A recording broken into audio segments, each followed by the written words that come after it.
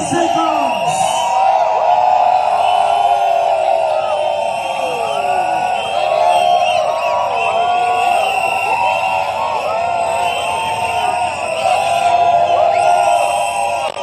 Ang mga kapatid at kapwa Pilipino na bumabiyahe na narinig ang pang-apat na araw na pagtitipon sa Liwasang Bonifacio, ito po ay magmumula dito hapon ito ang kasaysayan ng pagnanaya mula sa bunok na gobyerno ni Marcos Jr.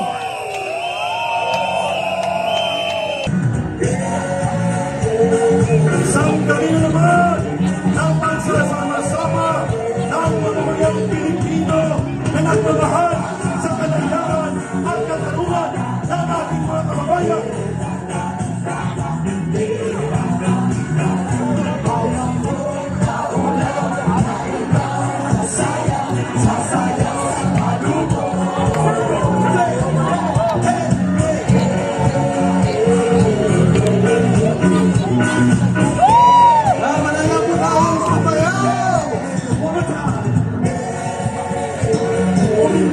Para sa kalayaan, manindigan para sa katarungan.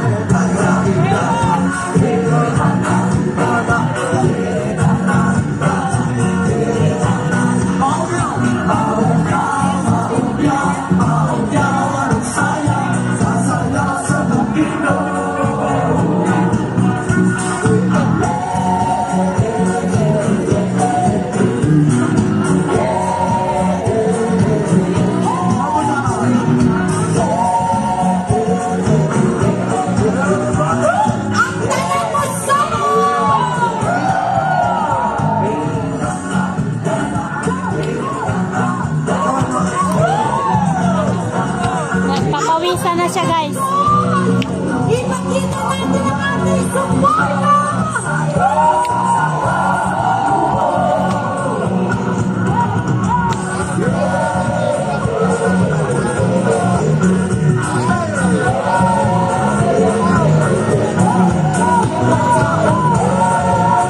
Galing sumaya ni Jem, guys.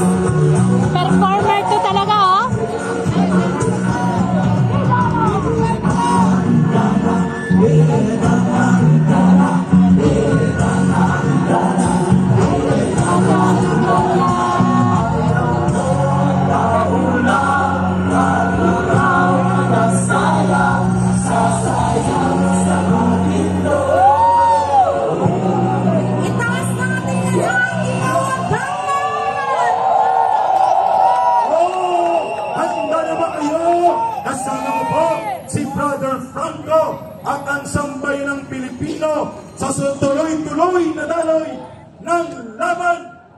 taong bayan para palitan ang bulok ng gobyerno ni Marcos Jr. Pero bago natin umpisahan ang ating peaceful rally na ito ay pamunahin po natin ito ng isang dalangin na po be led by Brother Ricky Fuente. Prayer muna, guys. Pilipino, bayan, bayan, bayan ko! Bayan, bayan, bayan ko! Di patapos ang laban mo! Di patapos ang laban mo! Gobyernong manloloko! Gobyernong manloloko! Labanan mo, patalsikin mo! Labanan mo, patalsikin mo! More lively, buhay na pagsigaw! Bayan, bayan, bayan ko! Bayan, bayan, bayan ko! Di patapos ang laban mo! Di patapos ang laban mo! Gobyernong magnanakaw! Gobyernong magnanakaw! Labanan mo, palayasin mo! Labanan mo, palayasin One mo! more time! Bayan, bayan, bayan ko! Bayan, bayan, bayan ko! Di patapos ang laban mo! Di patapos ang laban mo! Gobyerno ng mga adik at bangat! Gobyerno ng mga adik At bangat! Labanan mo, sipain mo! labanan mo, sipain mo! Yun, Brother Franco! At kailangan kasi simula na Magsisimula ang totoong daluyan ng pagkakaisa at pagbulat ng bawat Pilipino para makita nila kung sino ang nagtalaga sa kanila sa posisyon. yes, para simulan ang ating pulong ng taong bayan sa liwasang Bonifacio at ilantad ang kabaliwan ng nababaliw na gobyerno ni Marcos. Tatawagin natin ang former Undersecretary sa gobyerno dati ni Pangulong Duterte at ngayon National Coordinator ng Marcos Alis Jan Movement, si kasamang Ben Ranque.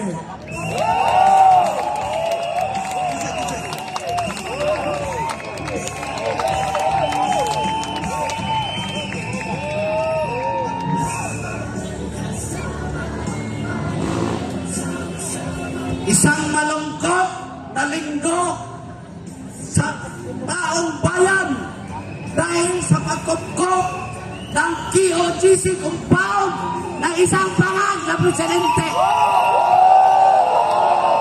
Malungkot dahil sinusupil na ang demokrasya sa isang presidente na nilagay natin sa Malacanang na isang baliw. Baliw!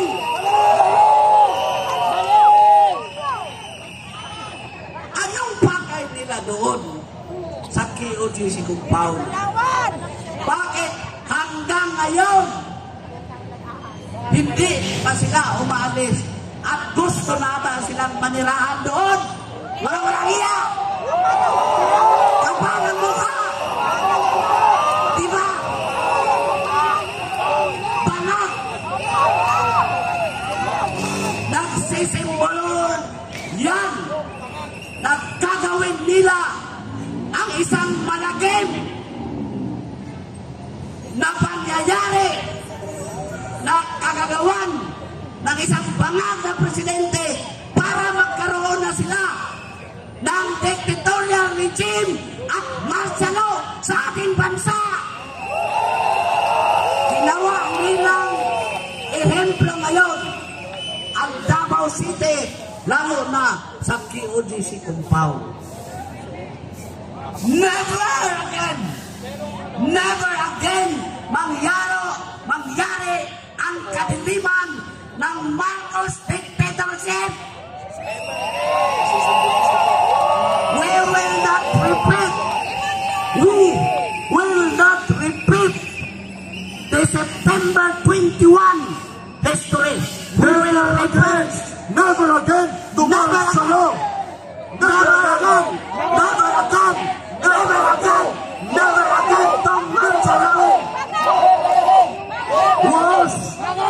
was isang bangag na presidente na magiging diktador, papatayin nila tayong lahat. Never again! Never again! Never again! Never again! Kaya sinasabi ng ating movement, Marcos, umalis ka na dyan! Umalis ka na! Layas! Layas!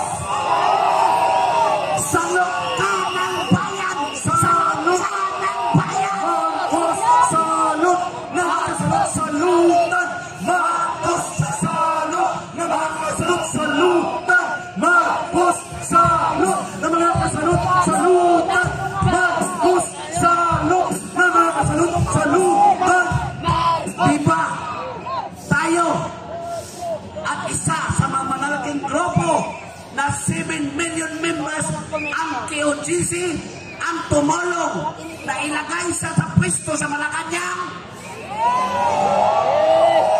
Pero dahil sa kamalagan, dahil sa kaatikan, dahil sa kasabugan, nakalimutan niya kung sino ang naglagay sa kanya sa pwesto.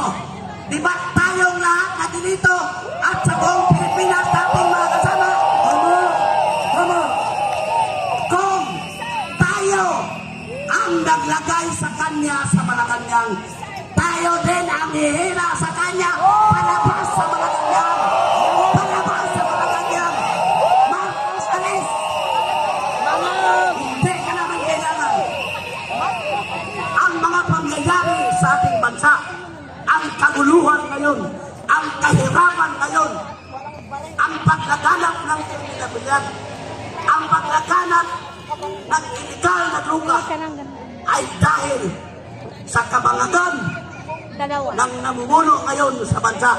Bangag Marcos, Baliw Marcos, alis ka dyan! Alis! Layas! Alis! Layas! Marcos! Alis! Layas! Marcos! Alis! Layas! Marcos! Alis! Layas! Bakit ba? Bakit ba ang KOGC compound ang kanyang interest ngayon? Anong nandun dyan? Bakit wala naman ang kanilang hinahanap? Bakit hanggang ngayon nandyan pa sila?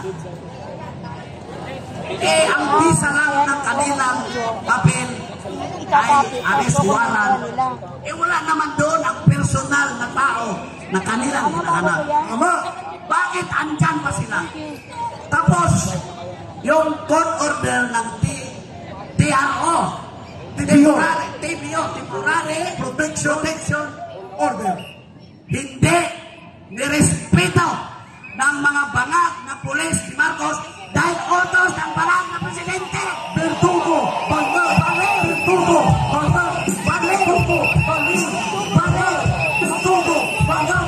Baliw! Si Marcos! Entonces, bakit ba natin patagalin ang isang baliw na pangulo na namumuno sa atin, sa bansa natin? Gusto pa natin ang isang bangag na pangulo na mamumuno pa sa atin? Yan! Kaya nga, manindigan tayo sa buong Pilipinas, lahat ng taong bayan na ayaw ng baliw na pangulo, sisigaw, Marcos, alis dyan! Marcos, alis dyan! Marcos, alis dyan!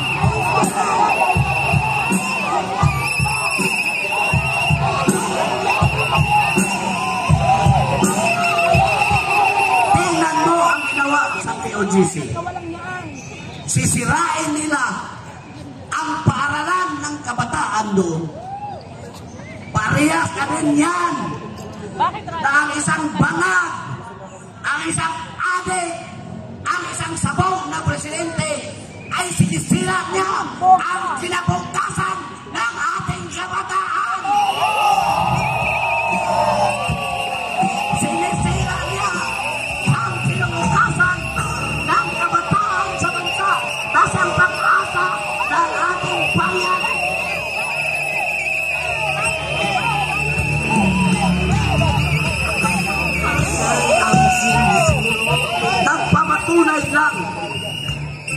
wala na sa katinuan ang presidente ngayon. Hindi ko na siya tinawag na presidente. Tinapos ko na. Nung kampanya, gumawa ako ng Marcos Sara Duterte Alliance sa pag-nais na akala natin isa siya sa mga tulong at iba siya sa kanyang ama. Ginawa ko ang Marcos Sara Duterte Alliance bilang mukha ng unitin para ilagay sa pwesto. Pero nung malagay na sa pwesto, para nang kinalimutan nila tayo. Basta hindi sinusopil ang demokrasya sa bansang Pilipinas. Sinusopil ang demokrasya sa bansang Pilipinas dahil may sakit. Dahil may sakit ang presidente. Anong sakit niya? Bakit naging bangag siya? Dahil sira na ang kanyang kidney mula noong nag-addiction siya sa cocaine. So kung nasisira na yan at araw-araw nagko-cocaine, nasisira yung utak, kaya wala na siyang fitness to govern the country bilang presidente.